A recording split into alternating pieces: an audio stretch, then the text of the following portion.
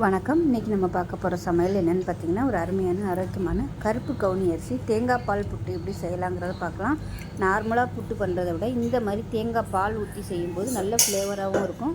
அதுவும் நம்ம ஸ்வீட் போட்டு பண்ணும்போது நல்ல டேஸ்ட்டாகவும் இருக்கும். வாங்க இந்த அருமையான தேங்காய் பால் புட்டு எப்படி செய்யலாங்கிறத பார்க்கலாம். இப்போ பார்த்தீங்கன்னா ஒரு 3 டம்ளர் அளவுக்கு கருப்பு கவுனி அரிசி எடுத்திருக்கேன். அதே டம்ளரில் 1 டம்ளர் அளவுக்கு இட்லி புழுங்க அரிசி எடுத்திருக்கேன். இது வந்து நல்லா 4-5 தடவை கழுவிட்டு நல்லா ஒரு 15 நிமிஷம் நம்ம வடித்தட்டியில் போட்டு தண்ணியை வடிய விட்டுக்கலாம். இப்போ பாருங்கள், நல்லா ஒரு 10 நிமிஷம் தண்ணி வடிய விட்டாச்சு. இப்போ வந்து ஒரு துணியில் அதை சேர்த்துக்கலாம். சேர்த்துட்டு நல்லா பரப்பி விட்டுட்டு நல்லா காய விடணும். இப்போ நம்ம நார்மலாக இடியாப்பத்துக்கு பார்த்திங்கன்னா லேசான ஈரப்பதம் இருக்கும்போதே நம்ம மிஷினில் கொடுத்து அரைச்சிட்டு வந்துடும். இது வந்து நம்ம வறுக்க போகிறோம், அதனால் நல்லாவே காயணும். வெளியில் வந்து நல்லா காஞ்சிடணும். அப்போ தான் நம்ம வறுக்கும்போது சீக்கிரம் வறுபடும். இந்த மாதிரி நல்லா பரப்பி விட்ருங்க. ஃபேன் காற்றுல இந்த மாதிரி காய விட்ருங்க. ஸோ இது வந்து எவ்வளோ நேரம் காயுதோ அந்த அளவுக்கு காயட்டும். கிட்டத்தட்ட ஒரு 2லேருந்து ஒரு 3 மணி நேரமாவது ஆகும். வெயிலெலாம் வைக்க வேணாம். ஃபேனை கீழே வச்சிட்டிங்கனாலே காஞ்சிடும். இந்த மாதிரி அப்பப்போ கையை வச்சு நல்லா பரப்பி விட்டிங்கன்னா உங்களுக்கு நல்லா காஞ்சிடும். நல்லா காஞ்சதுக்கப்புறம் பார்க்கலாம். இப்போ பாருங்கள், காய வச்சுருந்தது நல்லா காஞ்சிருச்சு. ஈரப்பதம் வந்து அரிசியில் இருக்குது, ஆனால் வெளியில் வந்து நல்லா காஞ்சிருச்சு. இப்போ அதை வந்து கொஞ்சம் கொஞ்சமாக நம்ம கடாயில் போட்டு வறுத்துக்கலாம். இப்போ ஒரு பேன் எடுத்துக்கலாம். பேன் நல்லா சூடாகிடுச்சு. கொஞ்சம் கொஞ்சமாக போட்டு நம்ம வறுத்துக்கப்புறம் அரிசி நல்லா பொரிஞ்சு வரணும். அந்த அளவுக்கு நம்ம வறுக்கணும். இப்போ பாருங்கள், அரிசி அது நல்லா வெடிக்க ஆரம்பிச்சிருச்சு. சூடு ஏறி சத்தம் கேட்குதா என்னன்னு தெரியல. ஒவ்வொரு அரிசியும் நல்லா வெடிக்க ஆரம்பிச்சிருச்சு. இதை வேறு பிளேட்டுக்கு மாற்றிக்கலாம். இப்போ இதே போல் மிச்சம் இருக்கிற அரிசியும் கொஞ்சம் கொஞ்சமாக போட்டு வறுத்துட்டு பார்க்குறேன்.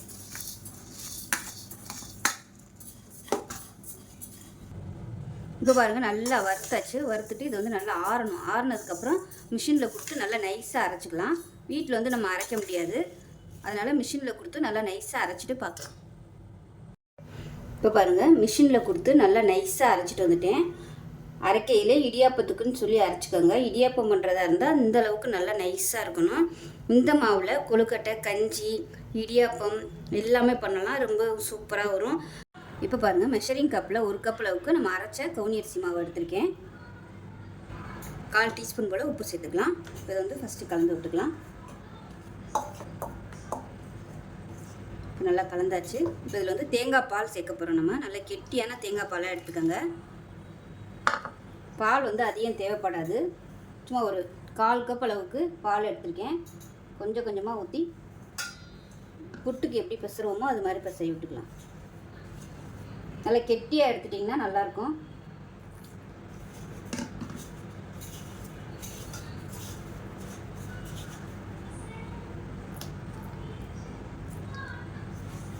கால் கப் தேங்காய் பால் எடுத்தேன். 1/4 கப்பும் ஊற்றிட்டேன். இன்னும் கொஞ்சம் எடுத்தது இருக்குது, பார்த்துக்கிட்டு தேவைப்பட்டால் ஊற்றிக்கலாம். இப்போ பாருங்கள், இன்னும் கொஞ்சம் நான் வந்து தேங்காய் பால் ஊற்றிக்கிறேன். ட்ரையாக இருக்க மாதிரி இருக்குது. தெளித்து ஊற்றிக்கோங்க.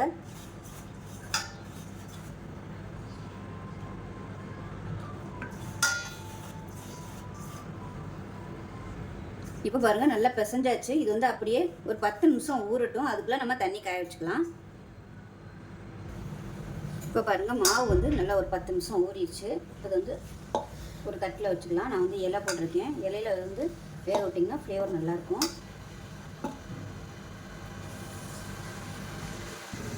இப்போ பாருங்கள், தண்ணி நல்லா கொதிக்க ஆரம்பிச்சிருச்சு. நல்லா ஒரு 5 நிமிஷம் வேகட்டும். இப்போ இது மேலாப்பில் இட்லி துணி வச்சு மூடிக்கலாம். வேர்வை தண்ணி பட்டுச்சுன்னா உங்களுக்கு அப்படியே உருண்டையாக வந்துடும். இப்போ பாருங்கள், நல்லா ஒரு 5 நிமிஷம் ஆயிடுச்சு. அடுப்பு நல்லா குறைச்சி வச்சுக்கோங்க. குறைச்சி வச்சுட்டு கையில் தொட்டு பார்த்திங்கன்னா உங்களுக்கு நல்லா அப்படியே உருட்டை வரணும். பாருங்கள், இந்த மாதிரி உருட்டை வந்துச்சுன்னா புட்டு நல்லா வெந்துருச்சுன்னு அர்த்தம். இப்போ தான் எடுத்துடலாம். இப்போ பாருங்கள், பவுலுக்கு மாற்றிட்டேன். இப்போ இதில் வந்து நான் சர்க்கரைக்கு பதிலாக கருப்பட்டி பாகு வந்து ஊற்றுறேன். நீங்கள் வந்து சர்க்கரை சேர்க்குறதுனாலும் சேர்த்துக்கலாம். சுத்தமான சர்க்கரையாக இருந்தால் டைரெக்டாக அப்படியே சேர்த்துக்கலாம். அப்படி இல்லைன்னா ஜீனி சேர்க்குறதுனாலும் சேர்த்துக்கலாம். உங்களோட விருப்பம் தான். இப்போ நல்லா கலந்து விட்டுருலாம். விருப்பப்பட்டால் நீங்கள் நெய்யில் முந்திரி பருப்பு தாளித்து கூட சேர்த்துக்கோங்க. நான் அன்றைக்கி எதுவும் பண்ணலை. அவ்வளோதான். இப்படியே தான் நான் சாப்பிட போகிறேன். இந்த தேங்காய் பால் ஃப்ளேவரோட சூப்பராக இருக்கும் இந்த புட்டு.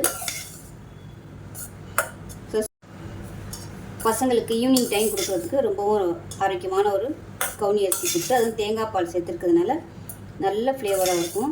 சூப்பராக வந்துருச்சு பாருங்க. அவ்வளோதான். சின்னவங்களை பெரியவங்க வரைக்கும் தாராளமாக சாப்பிட்லாம். இதே மாதிரி செஞ்சு பாருங்கள். செஞ்சு பார்த்துட்டு எப்படி வந்துச்சுங்கிறத சொல்லுங்கள். வீடியோ பிடிச்சிச்சின்னா லைக் பண்ணுங்கள், கமெண்ட் பண்ணுங்கள், சேனலை சப்ஸ்கிரைப் பண்ணுங்கள், பக்கத்தில் உள்ள பெல் பட்டனையும் ப்ரெஸ் பண்ணுங்கள். நன்றி.